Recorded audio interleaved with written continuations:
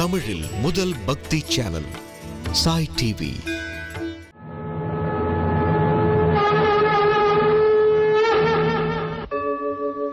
यदा यदा हि धर्मस्य ग्लानिर्भवति भारत अभ्युत्थानम् अधर्मस्य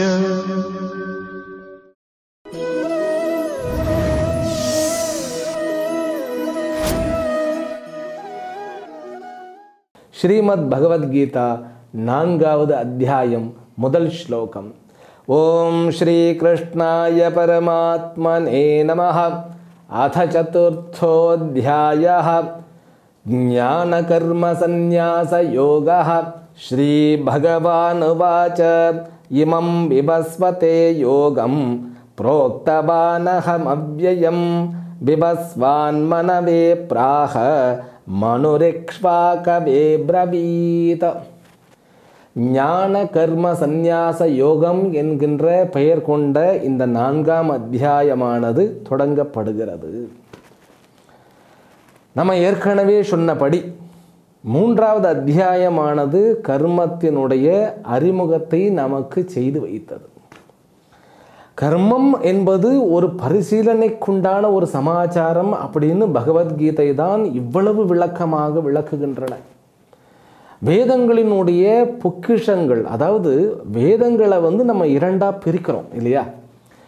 மொத்தம் இருப்பது 4 வேதங்கள். அந்த 4 வேதங்களில் 3 வேதங்கள் உபனிஷத்துக்களில் அடிக்கடி நமக்கு திரையோபனிஷத்து அப்படின்னு சொல்லப்படுகின்றன. ரிக் யஜு சாம அதர்வண என்கின்ற இந்த 4 வேதங்கள் தான் நம்முடைய சனாதன தர்மத்தினுடைய தூண்களாகவும் அஸ்திவாரமாகவும் விளங்குகின்ற நூல்கள். இந்த 4 வேதங்களும் 2ஆக பிரிக்கப்படுகின்றன. அதாவது ஒவ்வொரு வேதமும் நம்ம 2ஆக பிரிக்கிறோம்.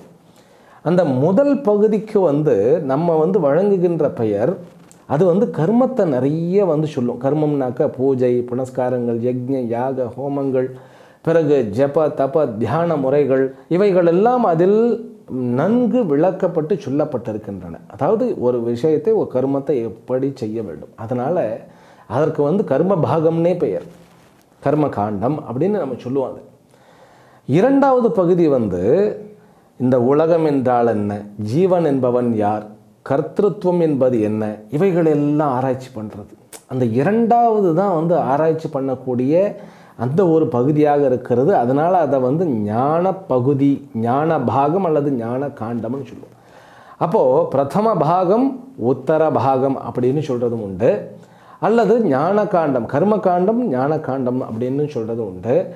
பிறகு இந்த 2வது பகுதியை கடைசி பகுதி இல்லையா, மொத்தம் 2 பகுதியாக தானே பிரிக்கிறோம். ரிக்வேதத்தை 2ஆக பிரிக்கிறோம், எஜுர்வேதத்தையும் 2ஆக பிரிக்கிறோம், பிறகு அதர்வண வேதத்தையும் சாம வேதத்தையும் 2ஆக பிரிச்சிடும். அப்போது 4 முதல் பகுதிகள், 4 இறுதி பகுதிகள். அந்த இறுதி பகுதிகளுக்கு தான் வேதத்தினுடைய அந்தம், வேதாந்தம் அப்படின்னு சொல்லி நம்ம சொல்கிறோம். அப்போ வேதத்தினுடைய கடைசி பகுதிகளுக்கு வேதாந்தங்கள் என்பது ஒரு பெயர். அப்புறம் இந்த அந்தம் அப்படிங்கிறதுக்கு சமஸ்கிருதத்தில் 2 அர்த்தங்கள் இருக்குது. அதாவது கடைசி பகுதி, இறுதி பகுதிங்கிறது ஒரு அர்த்தம். இன்னொரு அர்த்தம் என்ன அப்படின்னு கேட்டால் சாரம் அப்படின்னு அர்த்தம்.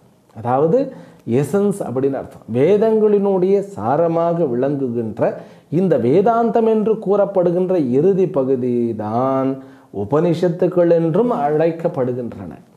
அப்போ உபநிஷத்துக்கள்னு சொன்னாலும் சரி, ஞான காண்டம் அப்படின்னு சொன்னாலும் சரி, வேதாந்தம் அப்படின்னு சொன்னாலும் சரி, வேதத்தினுடைய 2வது பகுதின்னு சொன்னாலும் சரி, இவைகள் அத்தனையும் ஒரே பொருளை, ஒரே விடயத்தை குறிப்பவைகளே. அந்த உபனிஷத்துக்களினுடைய வேதாந்தங்களினுடைய சாரமாக அமைந்திருக்கிறது இந்த பகவத்கீதை. சரியா? இந்த பகவத்கீதையை நேரடியாக உபனிஷத் படிப்பதற்கு பக்குவம் இன்மை என்கின்ற காரணத்தினால் இந்த பகவத்கீதையை முதல்ல வாசிக்க வேண்டிய அவசியம் ஏற்படுகிறது. ஏன்னா இது சாக்ஷாத் பகவான் கிருஷ்ணரால் கொடுக்கப்பட்டது. அதுவும் கூட தன்னுடைய தோழனாகிய அர்ஜுனன், அதாவது அர்ஜுனன் பயங்கரமான ஒரு கேப்பபிளான ஒரு பர்சனாலிட்டி அவனுடைய அந்த காலத்தில். அர்ஜுனனுக்கு நிகர் வேற யாருமே கிடையாதுன்னு சொல்லுவான். அவ்வளவு ஒரு தீவிரமான தீக்ஷண்யமான புத்தியை கொண்டவன். அதே போல போர்க்கலைகளில் வல்லுனன் கை தேர்ந்தவன், அரசாட்சியிலும் சிறந்தவன். அப்படிப்பட்ட அர்ஜுனனுக்கு அவன் நிலை தடுமாறும் போது கொடுக்கப்பட்டது தான் பகவத்கீதையினுடைய அந்த ஒரு சொல்லப்படுகிற கதை. இப்போ பகவத்கீதை எதை சொல்லுகிறதுன்னு கேட்டால் உபனிஷத்தில் இருக்கிற விஷயத்தை தான் சொல்லுகிறது. ஆனால் உபனிஷத்துக்களில் கிட்டத்தட்ட அப்படியே சுருக்கமாக அப்படியே சொல்லிகிட்டே போயிட்டே இருப்பாள் நம்ம பெரியவள்லாம். ஏன்னா உபனிஷத்துங்கிறது ரொம்ப ஒரு ஹையர் ஸ்டாண்டர்ட், மேன்மை, அதாவது ஒரு மேலான நிலையிலிருந்து சில விஷயங்களை அப்படியே கோடிட்டு காமிச்சுட்டு அப்படியே போயிடும். ஆனால் பகவத்கீதை ஒவ்வொரு விஷயத்தையும் அலசி மிகவும் ஆழமான அந்த ஒரு பாயிண்ட் வரைக்கும் அலசி ஆராய்ந்து சாதகனுடைய மனசில் எவ்வாறு புரிய வைக்க முடியும் என்கின்ற விதத்தில் பகவான் கிருஷ்ணரும் வேதவியாசரும் அவர்களுடைய உழைப்பினை நமக்கு கொடுத்திருக்கிறார். அப்படி பார்க்கும்போது கர்மத்தினுடைய முழுமையான விளக்கம் அப்படிங்கிறது இங்கே பகவத்கீதையில் தான் இருக்கிறதே ஒழிய உபனிஷத்துகளில் அவ்வளவு டீப்பாக அனலைஸ் பண்ணலை. ஏன்னா அது தேவையில்லை. உபனிஷத்துக்கள் அடுத்த நிலைக்கு போயிடும். அது பிரம்மசூத்திரம் வரைக்கும் அது அடுத்த நிலைக்கு போயிடும். அது பரீட்சைய லோகான் கர்மஜிதான் பிராமணா நிர்வேதம் ஆயான் நாஸ்திய கிருத கிருத்தேன தத்விஜானார்த்தம் ச குருமேவாபிகச்சேத் ஸ்ரோத்ரியம் பிரம்மனிஷ்டம் சமித்பாணிகி ஸ்ரோத்ரியம் பிரம்மனிஷ்டம்னு சொல்கிறது. அப்போது உபனிஷத்துக்குண்டான மாணவன் இந்த உலகத்தை பரிசீலனை செய்து கர்மத்தை உணர்ந்து கர்மயோகத்தில் நிலை பெற்றிருக்க வேண்டியவனாக இருக்கிறது. அதனால் ஆரம்ப நிலை வேதாந்தம் பயிலுபவர்களுக்கு வாழ்க்கை என்றால் என்ன என்று புரிந்து கொள்ள வேண்டும் என்று நினைப்பவர்களுக்கு உபனிஷத்தை முதல்ல படிக்கக்கூடாது, படிக்கவும் முடியாது. அதனால் பகவத்கீதை தான் அதற்கு மாமருந்து. இந்த பகவத்கீதையை சொல்லி கொடுத்ததும் சன்னியாசி கிடையாது, அதை கற்றுக்கொண்டவரும் சன்னியாசிகள் கிடையாது. ஆனாலும் கூட இல்லறத்தார்களுக்கும் சன்னியாசிகளுக்கும் பிரம்மச்சாரிகளுக்கும் அனைவருக்குமே ஒரு பொது நூலாக அமைந்தது பகவத்கீதை. இந்த பகவத்கீதையை படிச்சுட்டு சிறந்த அரசனாகவும் ஆக முடியும். இந்த பகவத்கீதையை படித்துவிட்டு ஆன்மீகத்தில் திளைத்து அமைதியான சாந்தமான, அதாவது தர்மத்தின் நிலை பெற்ற சாதுவாகவும் மாற முடியும். அதனால தான் இந்த பகவத்கீதைக்கு அவ்வளோ ஒரு சிறப்பு. இந்த 3வது அத்தியாயத்தில் கர்மம் என்றால் என்ன அப்படிங்கிற ஒரு பேர் உண்மையை நமக்கு அறிமுகம் செய்து வைத்தது இந்த பகவத்கீதை. அப்போ கர்மம் அப்படிங்கிறத அது ஒரு தலைப்பு, அதை பற்றி நான் யோசிக்க வேண்டும் அப்படிங்கிறது நமக்கு தெரிஞ்சிடுச்சு. இதை 3வது அத்தியாயத்தில் ஸ்பெசிஃபிக்காக பண்ணினார். ஆனால் அதனுடைய சுருக்கமானதை 2வது அத்தியாயத்திலே சொல்லியாச்சு. அர்ஜுனன் முதல் அத்தியாயத்தில் என்ன பண்ணுகிறார் அப்படின்னு கேட்டால் ஒரே புலம்பல் தான். நம்ம என்ன பண்ணுறோம் கார்த்தாலேருந்து சாயந்தரம் வரைக்கும் அதுதான். ஏதாவது ஒரு கொஞ்சம் நம்மளுடைய சக்திக்கு அதிகமாக தோன்றியது அப்படின்னா புலம்ப ஆரம்பிச்சிடுவோம். ஒன்று குறை சொல்ல ஆரம்பிச்சிடுவோம், இல்லை தனக்குத்தானே புலம்ப ஆரம்பிச்சிடுவோம். இதை 2 பண்ணினார் யார்? அர்ஜுனன். இந்த முதல் அத்தியாயத்துக்கு அந்த முதல் அத்தியாயத்தில் அர்ஜுனன் ஒரு இன்டெலிஜென்ட்டான காரியத்தை பண்ணினார். கடைசியில் எல்லாத்தையும் கொட்டி முடிச்சுட்டார். யாருக்கிட்டன்னு கேட்டால் தன்னுடைய நண்பன்கிட்ட கொட்டி முடிச்சுட்டு அடுத்த அத்தியாயம் ஆரம்பிக்கும் போதே ஒரு பெரிய புத்திசாலித்தனமான காரியத்தை பண்ணினார். சரணாகதிங்கிற ஒரு பெரிய ஆயுதத்தை அவர் கையில் ஏந்தினார். ஏன்னா வாழ்க்கை முழுசும் ஆயுதம் ஏந்தி பொருட்டு வந்தவர் தான் அர்ஜுனன். ஆனால் அந்த அர்ஜுனனுக்கு சரணாகதி என்கின்ற ஆயுதத்தினுடைய மகிமை எல்லா தனக்கு தெரிந்த ஞானங்களை எல்லாம் கொட்டின பிறகு தான் ஏற்படுகிறது. ஏன்னா நமக்கே ஒரு பிரச்சனையை அணுக வேண்டும்னாக்கா உடனே ஆளுக்கு ஒரு ஐடியா நமக்கு வந்துடும். இதை பண்ணு, அதை பண்ணு, இதை பண்ணுன்னு. அதில் சம்பந்தமே இல்லாதவருக்கு ஐடியா கொடுக்கறதுல நம்மளை மாதிரி வல்லுநர்கள் யாருமே கிடையாது.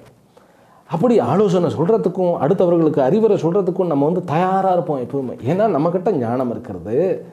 என்னுடைய வாழ்க்கையில் அந்த ஞானத்தை நான் உரைக்கல்லாக பயன்படுத்தி தோல்விக்கு மேலே தோல்விக்கு சோர்வுக்கு மேலே சோர்வு ஒரு கட்டத்தில் நம்முடைய பட்டறிவும் நூலறிவும் கேள்வி ஞானமும் பயன்படாமல் போயிடும்.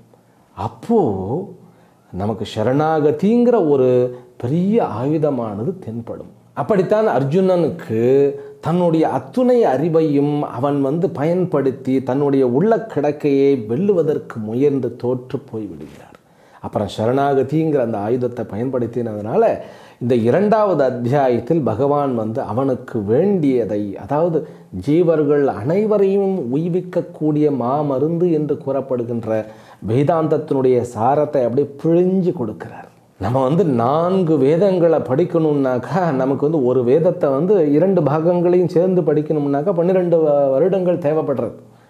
4 வேதங்களையும் படித்து முடித்து அதில் என்ன இருக்கிறதுன்னு அக்குவேர் ஆணிவேராக நம்ம அலசி ஆராயணும்னா 48 வருடங்கள் ஆகிடும். கிட்டத்தட்ட 50 வருடங்கள் ஆகிடும். அதுக்கப்புறம் எங்கே போய் வாழ்க்கைன்னு இருக்க போகிறது. அதுவும் கூட அந்த 48 வருடங்களும் தினந்தோறும் தவறாமல் காலையிலிருந்து சாயங்காலம் வரைக்கும் வேத அத்தியனத்திலேயே இருக்கணும், அனுஷ்டானத்திலேயே இருக்க வேண்டும். ஆனால் அதற்கு பதிலாக பகவத்கீதையை முறையாக படித்தால் சொற்ப வருடங்களிலேயே, மேக்சிமம் போனால் என்ன, 1 வருடத்தில் முடிச்சுடலாம். வேதங்களினுடைய அத்தனை அம்சங்களையும் இதில் பகவான் கிருஷ்ணா நமக்கு சொல்லி கொடுத்துறார். அந்த மாதிரி பகவத்கீதையினுடைய 18 அத்தியாயங்களில் இருக்கக்கூடிய அத்தனை சமாச்சாரங்களையும் 2வது அத்தியாயம் என்கின்ற ஒரு அத்தியாயத்தில் கொண்டு புகுத்திட்டாங்க. கடைசியில் எப்படி புகுத்திருக்காருன்னா அதுவும் ரொம்ப சிம்பிளான லாங்குவேஜில் 2 மார்க்கங்கள் தான் இருக்கின்றன. ஞான மார்க்கம், கர்ம மார்க்கம். கர்ம யோகம், ஞான யோகம்னு 2 தான் இருக்கின்றனன்னு சொல்கிறார். அப்போ ஞான யோகம் என்றால் என்னன்னு சொல்லி ஒரு கேப்சூல் ஃபார்மில் கொடுக்கிறார். 12வது ஸ்லோகத்திலிருந்து 30வது ஸ்லோகம் வரைக்கும் 2வது அத்தியாயத்தில் ஞான யோகம் என்றால் என்ன, உண்மையான மேன்மையான உயர்ந்த ஞானம் என்பது என்ன அப்படின்னு சொல்லி முதல் அந்த ஒரு 19 ஸ்லோகத்தில் கொடுக்கிறார். அது ஒரு மாத்திரை வடிவில் ஒரு கேப்சூல் ஃபார்மில், ஒரு ஷார்ட் ஃபார்மில் கொடுத்துட்டார். அந்த அறிவு ஒருவனுடைய கர்ம பலனை சிதைத்து அவனை மோட்சத்திற்கே கொண்டு போகுமா? பெரிய சமாச்சாரம். ஆனால் ஒரு 18-19 ஸ்லோகத்தில் சொல்லி முடிச்சுட்டார். அதன் பிறகு கர்ம ஞானம்னு சொல்லி மீதம் இருக்கக்கூடிய அந்த ஸ்லோகங்களின் மூலமாக கர்ம ஞானம் என்றால் என்ன அப்படிங்கிறத சொல்லி முடித்தார். இப்போ இந்த 3வது அத்தியாயத்தில் கர்ம ஞானத்தை 2வது அத்தியாயத்தில் சுருக்கமாக தானே சொல்ல முடிஞ்சது. அது ஒரு 25 ஸ்லோகங்களில் தான் சொன்னார். அதுக்கப்புறம் என்ன ஆயிடுதுன்னு கேட்டால், இப்போ அர்ஜுனன் கேள்வி கேட்டான், ஸ்தித பிரஜ்ஞன் என்பவன் எப்படி இருப்பான், அதாவது கர்ம யோகத்தையும் ஞான யோகத்தையும் கரைத்து கொடுத்த ஒருவன் எப்படி இருப்பான்னு சொல்லி கேட்க, அதற்குன்னு ஒரு 14 ஸ்லோகங்கள் போயிடுச்சு. ஆக இந்த கேப்சூல் ஃபார்மில் ஞான யோகத்தையும் கர்ம யோகத்தையும் 2வது அத்தியாயத்தில் பகவான் கிருஷ்ணர் கொடுத்து விட்டார். அந்த கர்ம யோகத்தை பற்றி கொஞ்சம் விளக்கமாக எலாபரேட்டடாக ஒரு புதுசான ஒரு டாப்பிக்கை அறிமுகப்படுத்துகிற மாதிரி அறிமுகப்படுத்தியது 3வது அத்தியாயம். கர்மத்தினுடைய அவசியம் என்ன, கர்மம்னு ஒரு டாபிக் இருக்கப்பா, நீ அதை நீ ஆராய்ச்சி பண்ணினால் ஒழிய உனக்கு பிரச்சனை சார்ட் அவுட் ஆகாது. ஏன்னா நமக்கு கதை கேட்கறதுல இருக்கிற ருச்சி தத்துவங்களை படிக்கும்போது போய்டும். ஏன்னா கதையில் எல்லாம் கதாபாத்திரங்கள், அந்த கதாபாத்திரங்கள் ஒவ்வொன்றுமே எதோட சேர்ந்துருக்குன்னு கேட்டால் மனிதனுடைய உணர்ச்சிகளுடன் சேர்ந்துருக்குது. நம்ம இன்னும் 1000 வருடங்கள் போனாலும் கூட மகாபாரதத்தை அப்பொழுது இருக்கக்கூடிய அந்த டெக்னாலஜியை பயன்படுத்தி நம்ம ஒரு சீரியலாக அல்லது ஒரு மூவியாக எடுத்தோம்னாக்கா அப்பையும் அது அவ்வளவு இன்ட்ரெஸ்டிங்காக தான் இருக்கும். ஏன்னா மனிதர்களுடைய அத்தனை உணர்ச்சிகளையும், மனிதர்களுக்கு உண்டாகக்கூடிய பிரச்சனைகளையும், மனிதருக்கு தேவைப்படுகின்ற அத்தனை ஞான விஷயங்களையும் கொண்டது இந்த மகாபாரதம் என்கின்ற கதை. அந்த மாதிரி கதை வடிவில் இருக்கும் பொழுது நமக்கு ரொம்ப ஒரு உற்சாகமாகவும் மனசு இன்ட்ரெஸ்டிங்காக மாறிவிடாது. ஆனால் தத்துவத்தை படிக்கும்போது அந்த உற்சாகம் அப்படியே நாளுக்கு நாள் அப்படியே குறையும். அதனால தான் இந்த வேதாந்தம் படிக்கும் பொழுது இந்த உற்சாகத்தை நம்ம தான் கொண்டு வரணுமா, அந்த உற்சாகம் வேணும் அப்படின்னு சொல்லி பகவான்கிட்ட கேட்க வேண்டும். 3வது அத்தியாயத்தில் கேப்சூல் ஃபார்ம் மாதிரி கர்மத்தை விளக்கிய பகவான் 4ஆம் அத்தியாயத்தில் 2வது அத்தியாயத்தில் 12வது ஸ்லோகத்திலிருந்து 30வது ஸ்லோகம் வரைக்கும் விளக்கிய அந்த ஞான யோகத்தை எலாபரேட் பண்ணுறார். அதை எப்படி எலாபரேட் பண்ணுறாருன்னு கேட்டால், கர்மத்தோடு சேர்ந்து ஞான யோகத்தையும் அப்படியே இரண்டையும் அப்படியே கோர்வையாக எலாபரேட் பண்ணிகிட்டே போகிறார். ஏன்னா கர்மயோகம் இல்லாமல் ஞான யோகம் இல்லை, அப்புறம் ஞான யோகம் என்பது கர்மயோகம் என்கின்ற அந்த அஸ்திவாரத்தின் மீது தான் அமைக்கப்பட்டிருக்கிறதுனால இந்த இரண்டையும் அப்படியே சேர்த்த மாதிரி நமக்கு வந்து அப்படியே ஒரு மருந்தாக இந்த இதையும் அதையும் சேர்த்து அரைச்சி சாப்பிடுப்பான்னு ஒரு வைத்தியர் வந்து சஜஸ்ட் பண்ணுறது எப்படி இருக்குது, அந்த இரண்டையும் எந்த அளவில் எவ்வளவு பங்கு இணைக்கணும்னு சொல்லி அரைச்சி இந்தாப்பா அப்படின்னு சொல்லி கொடுக்கறது எப்படி இருக்குது, அந்த மாதிரி இந்த ஞானத்தையும் கர்மத்தையும் அப்படியே பேலன்ஸ் பண்ணி ஞான யோகத்தை புரிய வைக்கிறதன் மூலமாக கர்மயோகத்தை நமக்கு புரிய வைக்கிறது தான் 4வது அத்தியாயம். அதனால தான் ஞான கர்ம சந்நியாச யோகம். அடுத்த அத்தியாயத்தில் வரக்கூடிய அந்த சந்நியாசத்தை பற்றியும் இந்த அத்தியாயத்தில் கொஞ்சம் அப்படியே ஸ்லைட்டாக சொல்லிட்டார். ஏன்னா சந்நியாசம் அப்படிங்கிறது பயமாக இருக்கிறது. துக்கமாப்தும் அயோகத்தா அப்படிங்கிறோம். சந்நியாசங்கிறது அதுவும் இந்த காலத்தில் ரொம்ப பயமாக இருக்கிறது. சந்நியாசங்கிறது நம்ம நினைக்கிற சந்நியாசம் இல்லை. மேலே போய் உடைய வந்து மாற்றிக்கிறதுங்கிறது எல்லாராலையும் டக்குன்னு போய் ஒரு கடையில் போய் வாங்கிட்டு வந்தால் மாற்றி விட முடியும். சந்நியாசங்கிறது உள்ளே ஏற்படக்கூடிய பக்குவ நிலை. அந்த சந்நியாசத்திற்கு பிறகும் ஒரு வாழ்க்கை இருக்கிறது. அந்த வாழ்க்கையானது வேதாந்த வாழ்க்கையாக தொடர வேண்டும் அப்படிங்கிறது அந்த 5வது அத்தியாயத்தில் பார்க்க போகிறோம். அப்போ இத்தனை விஷயங்களையும் உள்ளடக்கியது இந்த 4வது அத்தியாயம். இந்த 4வது அத்தியாயத்தில் பல்வேறு சிறப்புகள் இருக்கின்றன. இந்த 4வது அத்தியாயத்தில் தான் அவதாரம் அப்படிங்கிற ஒரு விஷயத்தை பேசுகிறார். அதுவும் தன்னுடைய அவதாரம் எதற்காக அப்படின்னு பேசுகிறார். இந்த 4வது அத்தியாயத்தில் அவதார மகிமையை சொல்லும் பொழுதுதான் யதா யதாஹி தர்மஸ்ய க்ளானிர்பவதி பாரத அப்யுத்ഥാனம தர்மஸ்ய ததாத்மானம் ஸ்ருஜாம்யஹம் பரித்ராணாய சாதூனாம் விநாசாய ச துஷ்கிருதாம் தர்ம சம்ஸ்தாபனார்த்தாய சம்பவாமி யுகே யுகே அப்படின்னு சொல்லி தன்னுடைய அவதார நோக்கமும் இந்த 2 ஸ்லோகங்களும் ரொம்ப ஃபேமஸ் ஆனவைகள். ரொம்ப எல்லாருக்கும் தெரிஞ்ச இந்த ஸ்லோகம். அந்த பகவானுடைய சரித்திரத்தை மகாபாரதமாக எடுக்கும் பொழுது அந்த முதல்ல அந்த மகாபாரதத்தில் வர்றது இதுதான், யதா யதாஹி தர்மஸ்ய அப்படின்னு தான் ஆரம்பிக்கிறது. அந்த ஸ்லோகம் இந்த அத்தியாயத்தில் வருகின்றது.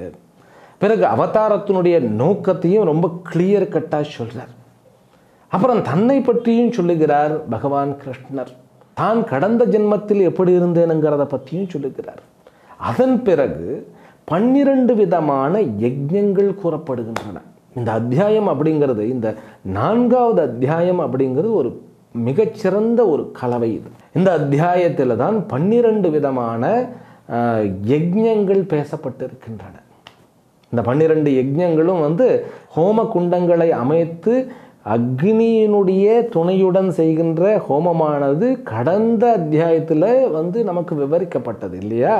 ஆனால் இந்த அத்தியாயத்தில் அது மட்டுமல்ல, ஒரு விளையாட்டு வீரன் தன்னுடைய உடலையே ஆயுதமாக்கி தன்னுடைய அந்த உள்ளத்தினுடைய அத்துணை ஆசைகளையும் லட்சியம் என்கின்ற, அதாவது வெற்றி என்கின்ற லட்சியத்தில் பொசுக்கி தன்னுடைய அந்த லட்சியத்தை அடைய வேண்டும் என்கின்ற அந்த டெய்லியும் ப்ராக்டிஸ் பண்ணுற அந்த யஜ்ஞத்தை நடத்துகிறான்.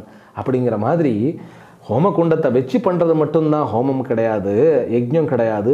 இன்னும் பல்வேறு யஜ்ஞங்கள் இருக்கின்றனன்னு சொல்லி அதிலும் தாரதமியங்கள் இருக்கின்றனன்னு சொல்லி ரொம்ப அழகாக சொல்லுகின்றது. அது மட்டுமல்ல, இந்த அத்தியாயத்தினுடைய வந்து இன்னொரு சமாச்சாரமும் சொல்லப்படுகிறது. அதாவது கர்மத்தில் அகர்மத்தையும் அகர்மத்தில் கர்மத்தையும் காணக்கூடிய அந்த ஒரு சூக்ஷ்மம்னு சொல்கிறது, ரகசியம்னு சொல்கிறது. அதாவது இந்த கர்மத்தில் வந்து எப்படி நீரில் மீன் குஞ்சு நீந்துகிறதோ அந்த மாதிரி இந்த கர்மத்தில் அனாயாசமாக, அதாவது ஒரு சுதந்திரமாக எப்படி எஜமானனாக விளங்க முடியும் அப்படிங்கிறதுக்கு சூத்திரங்கள்லாம் இந்த அத்தியாயத்தில் தான் சொல்லப்பட்டிருக்கின்றன. அப்போ இந்த அத்தியாயத்திற்கு கடந்த அத்தியாயமானது நம்மை தயார் செய்தது. இப்போ இந்த அத்தியாயம் அப்படிங்கிறது வந்து பகவத்கீதையில் இந்த 3 தலைப்பு, தன்னை பற்றி படிப்பது, பிறகு இந்த உலகத்தை பற்றி படிப்பது, கடவுளை பற்றி படிப்பது அப்படிங்கிற இந்த 3 தலைப்பில் இந்த தன்னை பற்றி படிக்கிறதுங்கிற இந்த தலைப்பில் கர்மத்தினுடைய ரகசியங்களில் மிகவும் உன்னதமான சூக்ஷ்மங்களை விளக்கக்கூடிய அத்தியாயம் 4வது அத்தியாயம். இந்த அத்தியாயத்தினுடைய பெயர் என்ன? ஞான கர்ம சந்நியாச யோகா. இன்னும் நான் வந்து இந்த டைட்டிலுக்கு இந்த அர்த்தம் சொல்லலை, அதை வந்து நான் வந்து நடுவில் சொல்லுவேன். டைட்டில் ஞானம் என்றால் என்ன, அதாவது ஞான கர்ம சந்நியாச யோகா. யோகான்னா அத்தியாயம் இருந்தாலும் இந்த சீக்வன்ஸ் ஏன் கர்ம சந்நியாச ஞான யோகான்னு வைக்க வேண்டியது தானே, வைக்கலை. அது ஏன் ஞான கர்ம சந்நியாச யோகா அப்படின்னு வைத்தார்கள் அப்படிங்கிறத நம்ம வரக்கூடிய வகுப்புகளில் பார்ப்போம். இப்போ நம்ம ஸ்லோகத்துக்குள்ளே போகலாம். முதல் ஸ்லோகம். ஸ்ரீ பகவான் உவாச்ச இமம் விபஸ்வதே யோகம் புரோக்தவானஹம் அவ்யயம் விபஸ்வான் மனவே பிராஹ மனுரிக்ஷ்வாகவே பிரவீத்.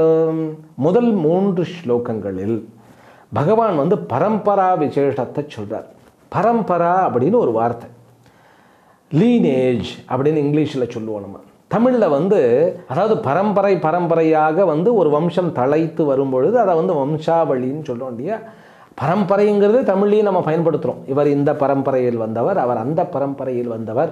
நம்ம பாரத நாட்டில் பிறந்த ஒவ்வொருவருக்குமே கோத்திரம் உண்டு. அதே போன்று அவருக்கு சூத்திரம் அப்படிங்கிறது உண்டு.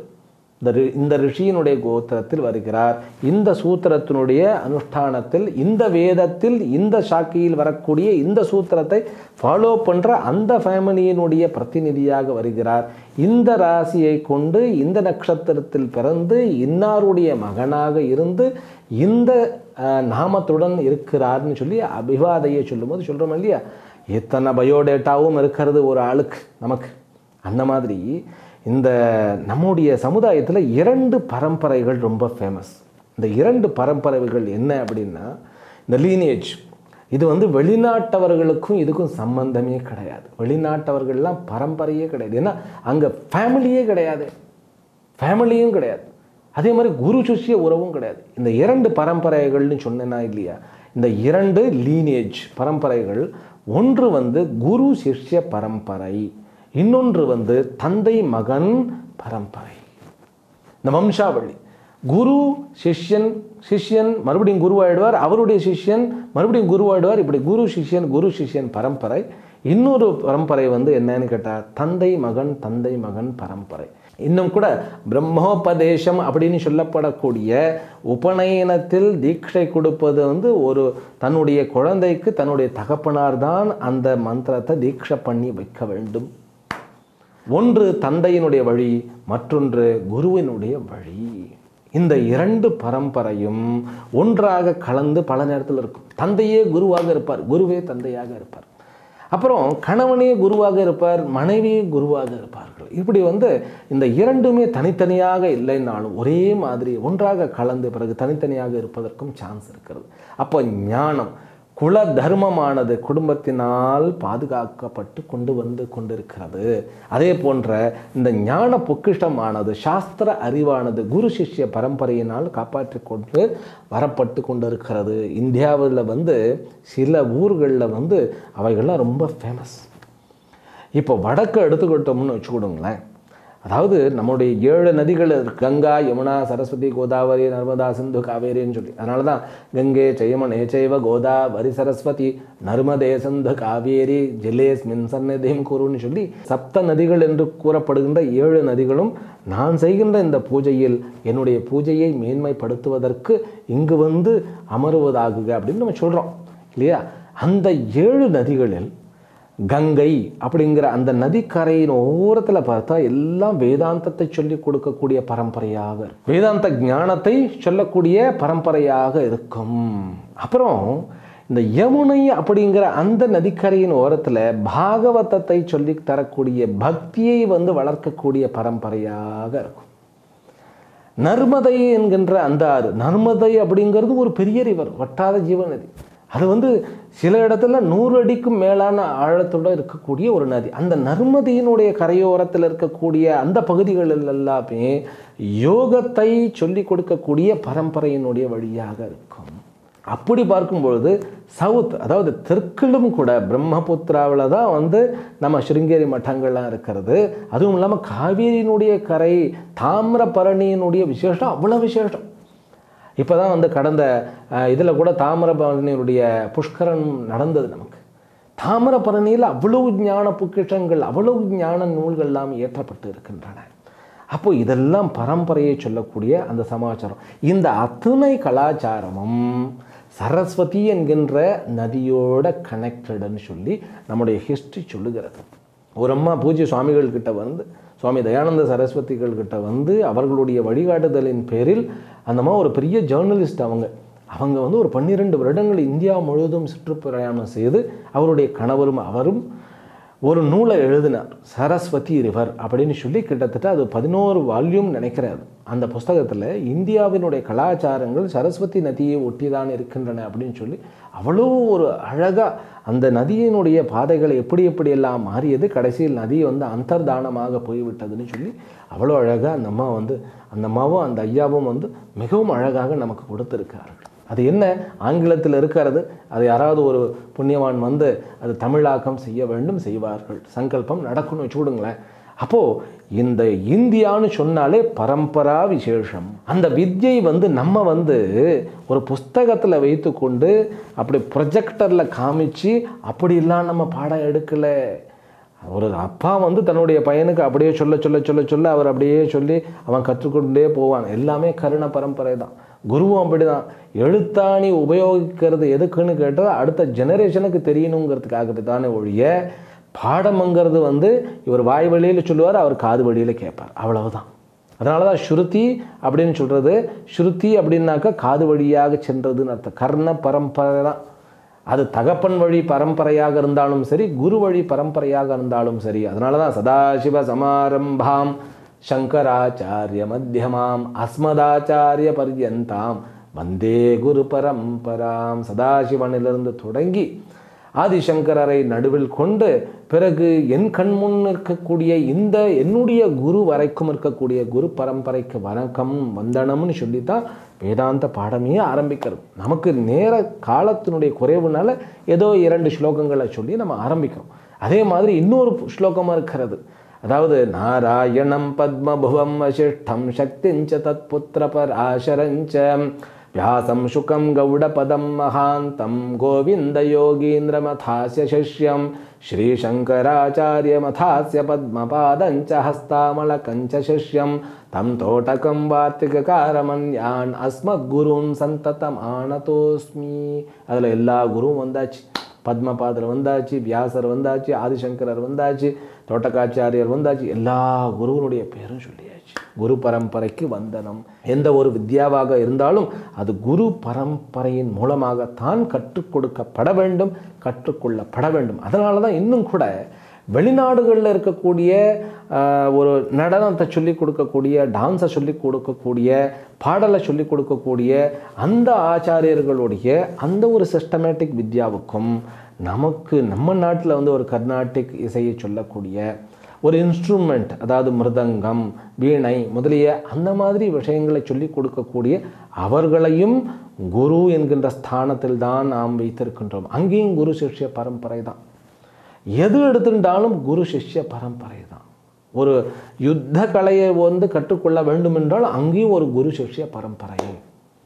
அந்த இணக்கம், அந்த பரம்பரா விசேஷத்தை முதலில் ஒரு 3 ஸ்லோகத்தில் பகவான் கிருஷ்ணர் சொல்லுகிறார். அவர் என்ன சொல்றார் அப்படின்னா, இந்த பரம்பரை இல்லைன்னாக்கா இந்த வித்யை கிடையாதப்பா. ஏன்னா பரம்பரைங்கிறது தான் வித்யாவினுடைய வித்யா எங்கப்பா இருக்கிறதுன்னு. இந்த வெளிநாட்டவர்கள் எல்லாம் வந்து நம்முடைய நாட்டை சீரழிக்க வேண்டும் அப்படின்னு சொல்லி அதாவது தனக்கு அடிமையாக மாற்ற வேண்டும். அவர்களுடைய நோக்கம் என்னன்னு கேட்டால் நம்ம நாட்டை வந்து அடிமையாக மாற்ற வேண்டும். அதற்காக வந்து அவர்கள் என்னென்ன பண்ணினார்கள்னு கேட்டால், இந்த சனாதன தர்மத்தினுடைய வேர் எங்கே இருக்கிறது அப்படின்னு எல்லாம் நிறைய ஆராய்ச்சி பண்ணினாங்க. அவர்கள் வந்து கோயிலில் இருக்கிறதா அப்படின்னு யோசனை பண்ணி கோயில்களை எல்லாம் சிதைத்தார்கள். நூல்களில் இருக்கிறதா, நூல்களை எல்லாம் சிதைத்தார்கள். பிறகு பழக்க வழக்கங்களில், அதாவது ஒரு பூஜைன்னாக்கா நம்ம வந்து கற்பூர ஆரத்தி காண்பிக்கிறோம். பிறகு என்ன, நம்ம வந்து புகையை காமிக்கிறோம். அதாவது வந்து சாம்பிராணி புகை, கற்பூர ஆரத்தி, இந்த மாதிரி கிரியைகள்லாம் இருக்கு இல்லையா. இவைகள் இருக்கிறதுன்னு சொல்லி அதையெல்லாம் மாற்றி என்னென்ன பண்ணி பார்த்தோம். அவர்களால் எங்கே இதனுடைய வேர் இருக்கிறது, சனாதன தர்மத்தினுடைய வேர் எங்கே இருக்கிறது, இறை வழிபாட்டில் இருக்கிறதா, அதாவது எங்கே ஒரு சகுன உபாசனைன்னு சொல்லப்படுகின்ற ஒரு விக்கிரகத்தை வச்சு வழிபாடு பண்ணுறதுல தான் சனாதன தர்மத்தினுடைய வேர் இருக்கிறதான்னு சொல்லி அந்த உருவ வழிபாடுகளை எல்லாம் சிதைத்தார்கள். ஆனாலும் கூட அழிக்க முடியலை. எங்கே இருக்கிறது வேர் அப்படின்னா பரம்பரையில் இருக்கிறதப்பனே, பரம்பரையில் இருக்கிறது. சின்ன சின்ன விஷயங்கள், அதாவது இலக்கணம் அப்படிங்கிறதுக்கு ஒரு பரம்பரை இருக்கும். பாணினி முதற்கொண்டு பதஞ்சலி முதற்கொண்டு அவர் அந்த பாஷ்யமெல்லாம் எப்படி சமஸ்கிருதம் தமிழ் எதாக இருந்தாலும் அதுக்கு ஒரு பரம்பரை இருக்கும். அது பரம்பரா விசேஷம் இருக்கும். எல்லா பரம்பரையுமே நல்லா கவனித்து கொடுங்க. எல்லா பரம்பரையுமே இறைவனை பற்றுக்கோடாக கொண்டவைகள். அது ஆரிய பட்டா அப்படின்னு சொல்லி ஒரு பெரிய ஞானி இருந்தார். அவர் வானவியலை ஏற்றினார். அவர் ஏற்றினதுக்கு இன்னும் சிலதுக்கெல்லாம் பதில் நமக்கு தெரியல. வேதிக் மேத்தமெட்டிக்ஸ் அப்படின்னு சொல்லி வேதத்தினுடைய கணித முறைன்னு சொல்லி அவர் தான் கொண்டு வந்தது. அப்படிப்பட்ட ஆரியபட்டா அதுவும் கடவுளை சார்ந்தது, அத்தனையுமே கடவுளை சார்ந்தது. சுஷ்ருதா, சரக்க இவர்கள்லாம் ஆயுர்வேதத்தில் பரம்பரையில் விசேஷமாக வந்தவர்கள். வசிஷ்டர் முதலியவர்கள்லாம் யஜ்ஞயாக ஹோமங்களில் வந்தவர்கள். இந்த பரம்பரா விசேஷங்கள்லாம் நமக்கு தெரியாமல் போனது ஒரு துர்பாகியம்தான். எத்தனை நூல்கள், எத்தனை சாஸ்திரங்கள், எத்தனை பரம்பரா விசேஷங்கள் இந்த இன்வேடர்ஸ் அப்படின்னு சொல்லக்கூடிய நம்மை ஆண்டவர்களின் அவர்களுடைய அந்த ஒரு சுயநலத்திற்காக இவைகள் சூறையாடப்பட்டன. இருந்தாலும் கடவுளுடைய புண்ணியத்தினால அந்த பரம்பரை இன்னும் அந்த நீரோட்டம், அந்த ஓட்டம் குறையாமல் நமக்கு கிடைத்து கொண்டு இருக்கிறது. அப்படிங்கிறது இறைவனுடைய அருள்தான்னு சொல்லணும். அதனால் அந்த பரம்பரையினுடைய முக்கியத்துவமானது மிகவும் நம்மால் வழிபடப்பட வேண்டிய சமாச்சாரம். இவர் என்ன சொல்லுகிறாருன்னு கேட்டால், இந்த யோகத்தை, இமம் யோகம், எப்படிப்பட்ட யோகத்தைனா இந்த அழிவற்ற கல்வியை, இந்த அழிவற்ற ஞானத்தை. எந்த அழிவற்ற கல்வியை அப்படின்னு கேட்டால், நம்ம 2வது அத்தியாயத்தில் முழுமையாக சொன்ன அந்த கல்வி, கடந்த அத்தியாயத்தில் முழுமையாக சொன்ன அந்த கல்வி ஞான யோகம், அந்த கர்மயோகம் என்று கூறப்படுகின்ற இந்த அழியாத வித்யை பிரம்ம வித்யான்னு ஷார்ட்டாக சொல்லலாம், அல்லது ஆத்மா வித்யான்னு சொல்லலாம். இந்த கல்வியை நான் விவஸ்வானுக்கு முதலில் கொடுத்தேன் அப்படின்னு சொல்கிறார். இப்போ விவஸ்வான் அப்படிங்கிறது சூரியன். சூரியன் அப்படின்னாக்கா அந்த காலத்தில் 2 பரம்பரை தான் ரொம்ப சிலாக்கியமாக பேசப்பட்ட பரம்பரை. அது நம்ம என்ன சொல்லுவோம், சூரிய பரம்பரையில் வந்தது தான் இக்ஷ்வாகு என்கின்ற பரம்பரை. சந்திர பரம்பரையில் வந்ததுதான் ரகு என்கின்ற ரகுவம்சம்னு சொல்லுகின்ற அந்த பரம்பரை. அப்படி இந்த 2 பரம்பரையில் வருகின்ற சூரிய சந்திர பரம்பரை தான் நம்மளுடைய சனாதன தர்மத்தினுடைய பரம்பரை. அப்படிங்கும் பொழுது அந்த சூரியனுக்கு முதலில் நான் இதை கற்றுக் கொடுத்தேன்னு சொல்லுகிறார். அதுக்கப்புறம் சொல்றார், சூரியன் மனுவுக்கு, தன்னுடைய மகனான மனுவுக்கு சொல்லிக் கொடுக்க, மனு இக்ஷ்வாகு என்கின்ற அரசனுக்கு சொல்லிக் கொடுத்தார். அப்படிங்கிறதோட இந்த முதல் ஸ்லோகம் முற்றிற்று. அதனால தான் இறைவனுடைய அருளால் நாம் அத்தனை ஞானங்களையும் பெற்று நம்முடைய வாழ்க்கையை உய்வடைய செய்ய வேண்டும். இந்த பிரார்த்தனையுடன் இந்த உரையை நிறைவு செய்கின்றேன். தொடர்ந்து இந்த விஷயத்தை அடுத்த வகுப்பில் நாம் தொடர்வோம். ஹரிஹி ஓம். சாய் டிவி நிகழ்ச்சிகள் உங்களுக்கு பிடிச்சிருக்கா? லைக் பண்ணுங்க, ஷேர் பண்ணுங்க, கமெண்ட் பண்ணுங்க, சப்ஸ்கிரைப் பண்ணுங்க. பக்கத்துல இருக்கிற பெல் சிம்பலை பிரஸ் பண்ணுங்க.